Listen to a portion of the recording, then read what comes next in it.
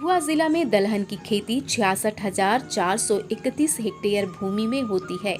भभुआ जिला में धान के बाद दलहन की खेती सबसे ज्यादा होती है। भभुआ जिला में खरीफ, रबी और गर्मा तीनों मौसम में दाल की खेती होती है। बिहार सरकार कृषि विभाग दाल की खेती करने के लिए कई तरह से किसानों को प्रोत्साहित कर रहा है। के बाद दलहन की खेती भी बहुत पर्याप्त मात्रा में होती है।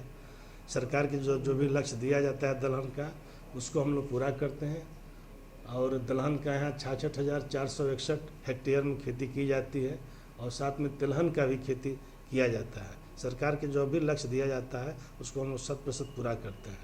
साथ ही साथ किसानों को खाद बीज भी हम लोग बांटते रहते हैं और बीच बीच में ट्रेनिंग भी देते हैं। 4 वर्षों में जो भी लक्ष्य दिया गया है उसको हम लोग 100% पूरा किए हैं। रबी मौसम में दलहन में चना, मसूर, राजमा, मटर की खेती बड़े पैमाने पर किसानों द्वारा किया जा रहा है।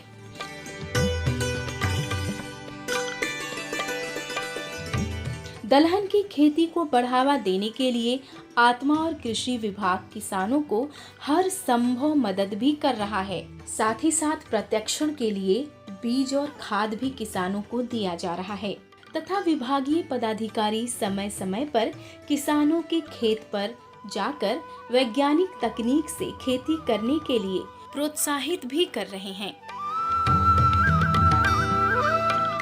मसूर का बिया लियाल बनी, ब्लॉक से बिया लिया रही, अगले साल से खेती बढ़िया भल रही। रबी दलहन में मटर का प्रमुख स्थान है।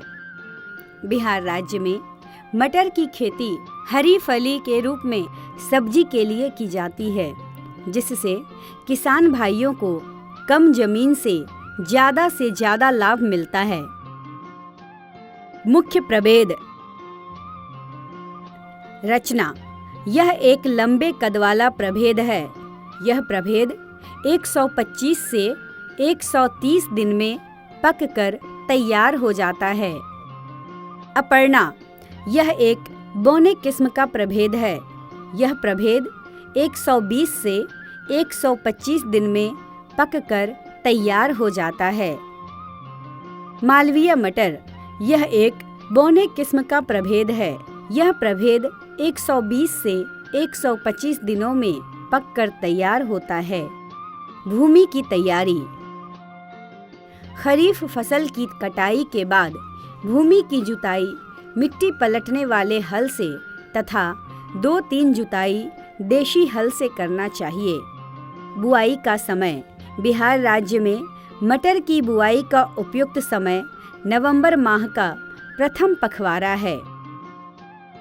सामान्यतः 80 से 100 किलोग्राम प्रति हेक्टेयर बीज की आवश्यकता होती है। मटर की अच्छी पैदावार के लिए 20 किलोग्राम नेत्रजन, 60 किलोग्राम सल्फर, 20 किलोग्राम पोटाश एवं प्रति हेक्टेयर की दर से प्रयोग करना चाहिए। खतकाला से उसमें बीज लिया है मसूर और मटर का, तो बढ़िया उपज हुआ। आवश्यकतानुसार 1 से 2 हल्की सिंचाई फूल आते समय एवं फली बनने के समय देना चाहिए। दलहनी फसल है। प्रायः असिंचित क्षेत्रों में धान की फसल के बाद मसूर की फसल लगाई जाती है। उन्नतशील प्रभेद PL 406। यह प्रभेद 135 से 140 दिन में पककर तैयार होता है। PL 639। यह प्रभेद 135 से 140 दिन में पककर तैयार होता है। बड़े दाने वाली प्रजातियां। अरुण। यह प्रभेद 115 से 120 दिन में पककर तैयार होता है। मालिका। यह प्रभेद 120 से 125 दिन में पककर तैयार होता है। बीजोपचार। बीज को थीरम 2 ग्राम, कार्बेंडाजिम 1 ग्राम प्रति किलोग्राम बीज की दर से उपचार राइजोबियम कल्चर से बीज शोधन करने के 3 से 4 दिन पूर्व करना चाहिए। बुआई का समय अक्टूबर माह के तृतीय सप्ताह से नवंबर माह के द्वितीय सप्ताह तक। उर्वरक नेत्रजन 20, स्फुर 40, पोटाश 20, गंधक 20 किलोग्राम प्रति हेक्टेयर की दर से करनी चाहिए। पंक्ति से पंक्ति एवं पौधे से पौधे की दूरी 25 गुणे 5 सेंटीमीटर होना चाहिए। मैं जो है सो मसूर का बीज ब्लॉक से लेकर आया और अच्छा पैदा हुआ। भारत वर्ष में उगाई जाने वाली लगभग 1 दर्जन दलहनी फसलों में चना का स्थान सर्वोपरि है। भारत में चना की औसत उत्पादकता लगभग 800 किलोग्राम प्रति हेक्टेयर है, जबकि इसकी औसत उत्पादन क्षमता 1500 से 2000 किलोग्राम प्रति हेक्टेयर है।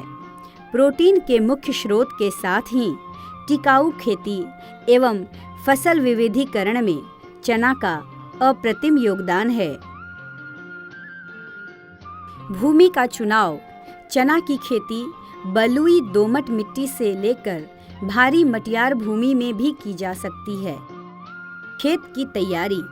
चना के लिए खेत की मिट्टी बहुत महीन या भुरभुरी नहीं होनी चाहिए तथा न ही बहुत ज़्यादा दबी हुई। अच्छी खेती के लिए भूमि की सतह ढीली और ढेलेदार होनी चाहिए। उपयुक्त प्रभेदों का चयन।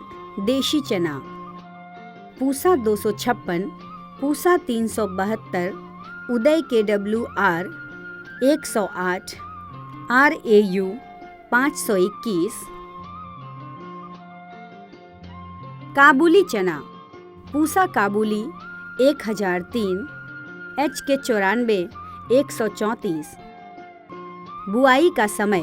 सामान्य परिस्थिति में नवंबर माह धान काटने के बाद दिसंबर के मध्य तक अवश्य बुआई कर लेनी चाहिए। पंक्ति से पंक्ति की दूरी 30 सेंटीमीटर तथा पौधे से पौधे की दूरी लगभग 8 से 10 सेंटीमीटर रखने से पौधों की बढ़ावार अच्छी तथा भरपूर उपज प्राप्त होती है। बीज दर। छोटे दाने के प्रभेदों 70 से 75 किलोग्राम प्रति हेक्टेयर, बड़े दाने के प्रभेदों 90 से 100 किलोग्राम प्रति हेक्टेयर। देर से बुआई के लिए 20% बीज दर बढ़ा देना चाहिए। बीज शोधन एवं बीजोपचार। उकठा एवं जड़ गलन रोग से बचाव हेतु थीरम 2 ग्राम, वावस्टिन 1 ग्राम के मिश्रण से प्रति किलोग्राम बीज को उपचारित करना चाहिए। उर्वरक का प्रयोग। उर्वरकों का प्रयोग मिट्टी परीक्षण के आधार पर आवश्यकता के अनुसार करना चाहिए। सामान्य परिस्थितियों में चने की अच्छी उपज लेने के लिए 20 किलोग्राम नेत्रजन तथा 40 किलोग्राम फास्फोरस प्रति हेक्टेयर की आवश्यकता होती है। इसके अतिरिक्त 20 किलोग्राम पोटाश एवं 20 किलोग्राम गंधक के प्रयोग से उपज में वृद्धि होती है। सिंचाई। प्रायः चना की खेती असिंचित दशा में की जाती है।